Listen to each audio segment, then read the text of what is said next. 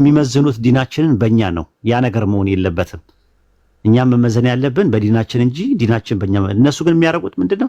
ይኸው ስለ ፕሮቴስታንትም አልነበርክም ሲሉ እንደዚህ ራስን ዝቅ የሚያደርጉ ከፍና ዝቅ የሚያደርጉ ሰዎች ራስን ዝቅ አድርገው የሚያብጠለጥሉ ቦታ እኮ አይደለም። እዛ ቦታ የሚያስፈልገው ንጽጽር ነው። ንጽጽር ከሆነ የሚያስፈልገው መጀመሪያ መማር ይባላል።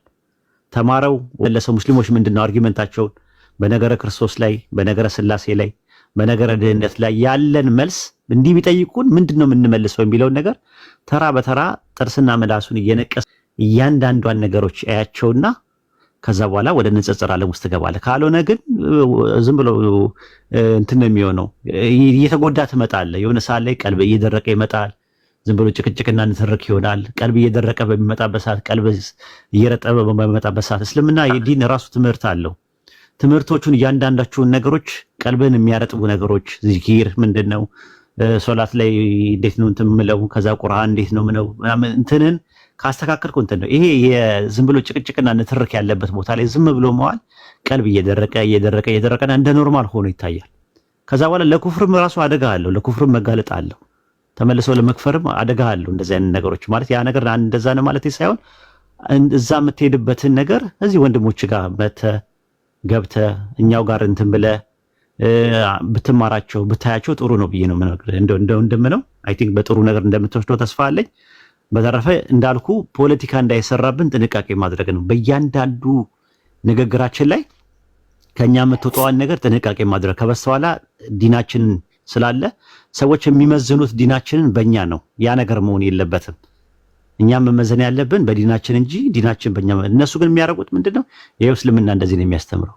ማን አለ እከሌ ያለ እንደዚህ ያለ ተብሎ ነው የሚባለው። የህግ አግባብ በህግ አግባብ ካስፈለገ የህግ አካላት ይጠይቁ።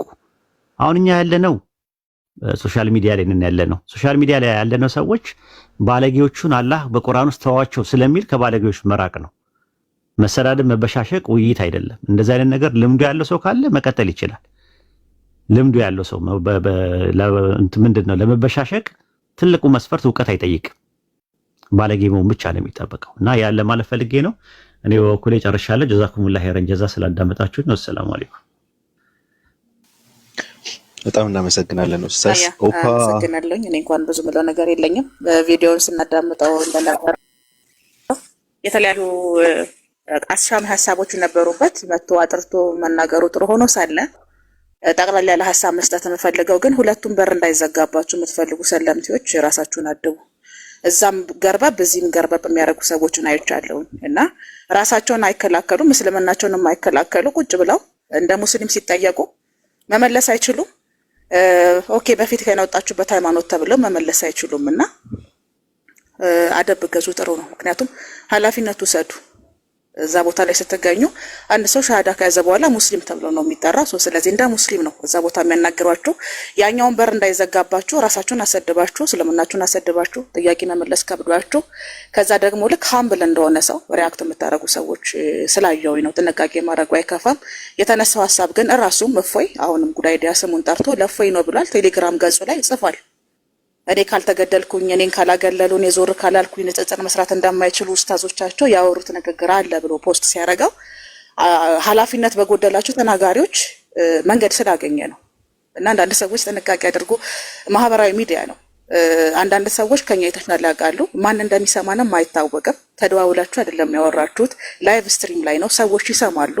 ቁጭ ብለው ምን ተባለ የሚሉ ሰዎች አሉ። ቪዲዮ ኤዲት ከመደረጉ ውጭ ከመቆራረጡ ውጪ ተቆራርጦ የወጣው ቪዲዮ ግን መልእክቱ እፎይ ከዚህ በፊት በህግ ይጠየቅ ሲባል የመጀመሪያ አይደለም፣ ሶስተኛው አማራጭ ተብሎ ሲጠየቅ አይኔ ማለት የፈለኩት በህግ እንዲጠየቅ ነው። በህግ እንዲጠየቅ ከሆነ ሶስተኛው አማራጭ ተብሎ መቅረብም የለበትም። ከዚህ በፊት በህግ እንዲጠየቅ ተብሎ ስለሚያውቅ ሚስጥር አይደለም። ቀጥታ ቢባልም የሚያስቆጣ የሚያስኮርፍ አይደለም።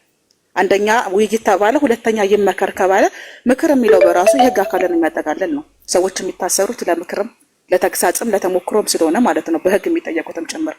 ስለዚህ ሶስተኛው የተቀመጠው አማራጭ አሻሚ ሆኑ ሰዎች በተለያየ መንገድ እንዲሰሩት እንዲረዱት፣ እሱም ደግሞ ቴሌግራም ፔጁ ላይ ሄዶ ተጠቂ እንደሆነ ተጎጂ እንደሆነ በዚህ መንገድ ሊያስወግዱኝ ነው ብሎ እንዲናገር ያደረገው ኃላፊነት የጎደለው ንግግር ነው። በሰዓቱ ላይ ስትሪሙ ላይ አብዱል አብራራው ሲለው ነበረ። ማብራራት አልፈልግም ብሏል። ዛሬ መተህ ስለ አብራራው ጥሩ ቢሆንም ግን እኔ የክርስቲያንን በር የሙስሊምን በር እንዳይዘጋባችሁ ገርበብ የምታረጉ ሰዎች ብትማሩ ብታደቡ ጥሩ ነው ብዬ አስባለሁ። ምክንያቱም ሁለት ዛፍ አለኝ ተብሎ ሁለት እግር አለኝ ተብሎ ሁለት ዛፍ አይወጣ አይደለ?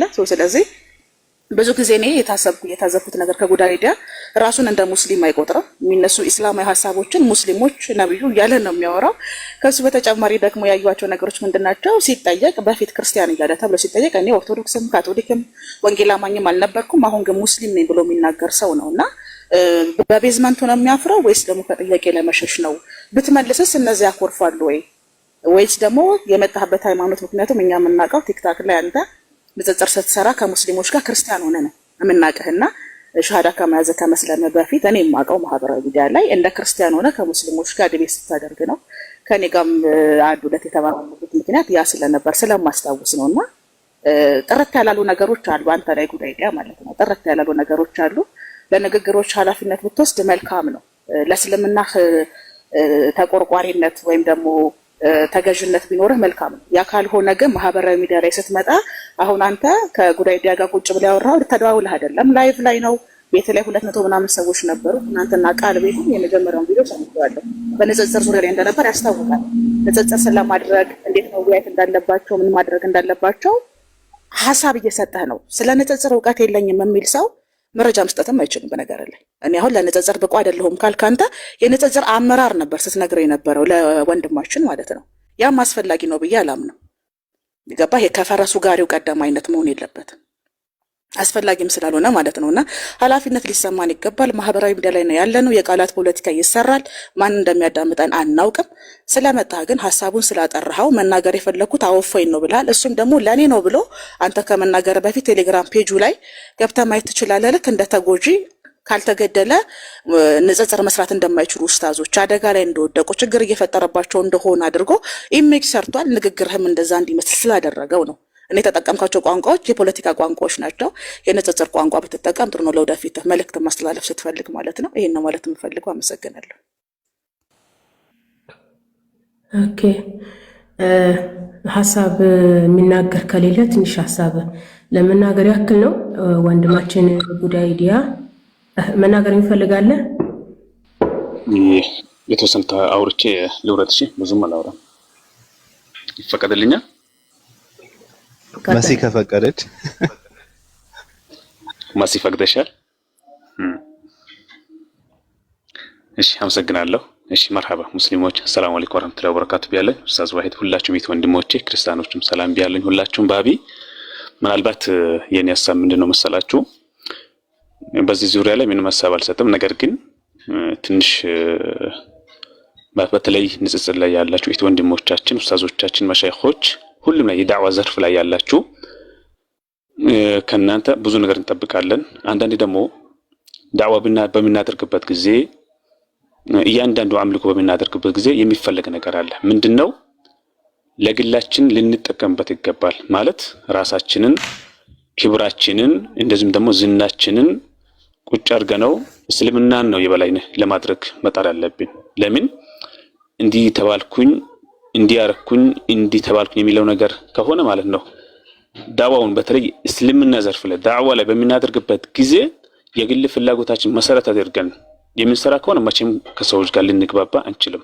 ምክንያቱም የምንሰራው ስራ አላህ ዘንድ ተቀባይነት አግኝቶ ነገ ጀነተል ፊርደውስ ስንገባ ብቻ ነው ያን ጊዜ ልንኮራው።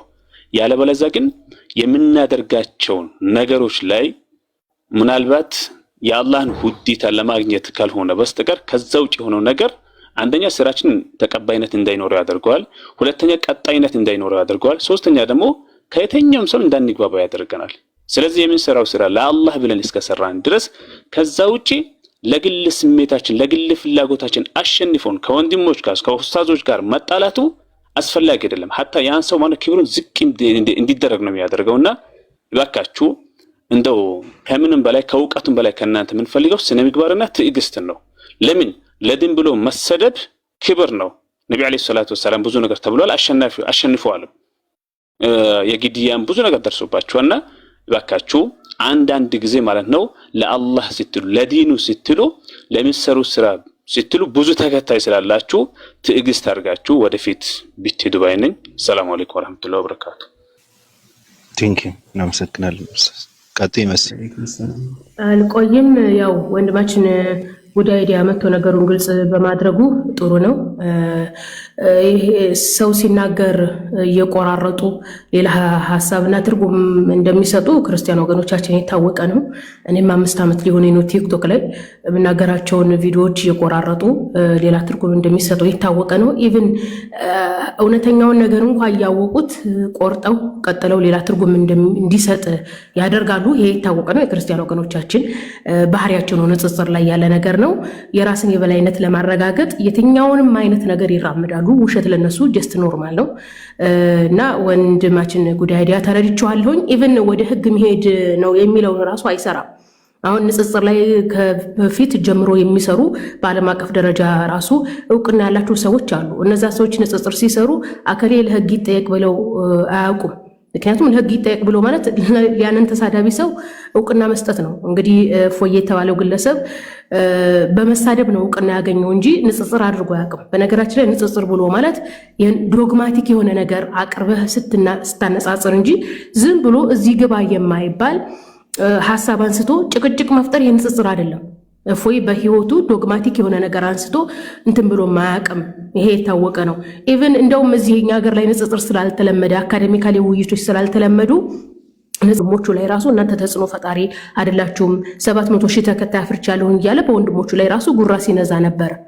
ያ እንደዛ ያደረገው ምንድነው? በህግ ይጠየቅ የሚለው። ስለዚህ የጉዳይ አይዲያ ንግግር ጥፋት የለበትም። ያው ቆርጠውበትም ነው ንግግሩን። ግን ኢቭን ካሁን በኋላ አከሌ በህግ ይጠየቅ አይባልም። አንደኛ ህጉ ስድብ 6 ወር ነው ቢያስቀጣ፣ ወይም 500 ብር ወይም 1000 ብር ነው ቅጣቱ ራሱ በብር።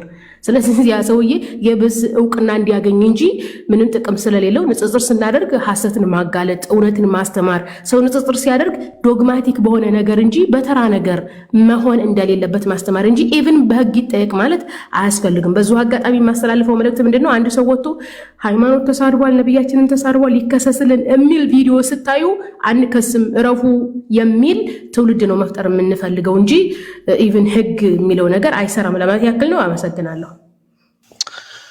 ቴንክ ዩ። በርግጥም አንዴ ሰላም አለይኩም ወራህመቱላሂ ወበረካቱ።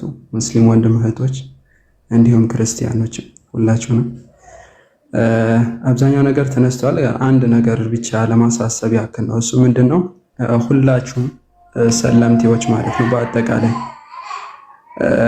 ጀስት ምናልባት እውቀት ሊኖራችሁ ይችላል። ግን እውቀታችሁ መጀመሪያ የነበረው እውቀት ክርስትና ላይ ነው፣ በዛ ነገር ላይ የተገነባ ነው። ሲቀጥልስ በጣም የጠለቀ እውቀት አላችሁ ከተባለ ሌላ ምንድነው?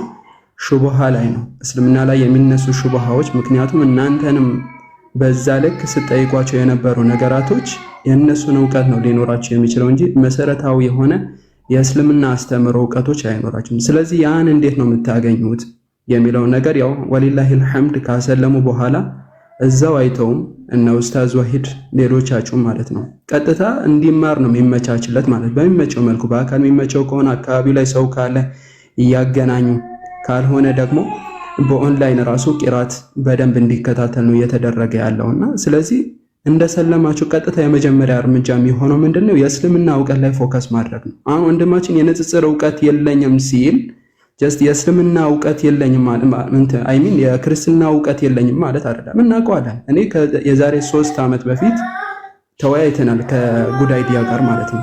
የዛሬ 3 ዓመት ማለት ክርስትና ላይ በቂ የሆነ እውቀት አለው። ግን የንጽጽር እውቀት የለኝም ሲል እስልምና ላይ ነው።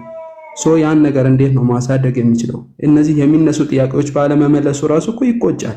አረ ስለዚህ ያን ነገር እስልምና ላይ ፎከስ አድርገህ በመማር ነው። አይቃ ሌሎቻችሁ ሁላችንም ማለት ነው እዚህ ከሰለማችሁ በኋላ በቃ የተወሰነ ጊዜ ከሚዲያው ራቅ ብላችሁ ትምህርት ላይ እውቀት ላይ ፎከስ ብታደርጉ ነው ይመኑ። ወላሂ በጣም አብዛኛው ጊዜ ልባችሁ የሚዋዥቀው ወደዚህ ወደዛም የምትሉት ስለማትማሩ ነው። ሐቂቀተን እስልምና ብርሃን ነው፣ ታውቁታላችሁ። ምክንያቱም ያን የጨለማውን ዓለም ስለምታውቁት ማለት ነው።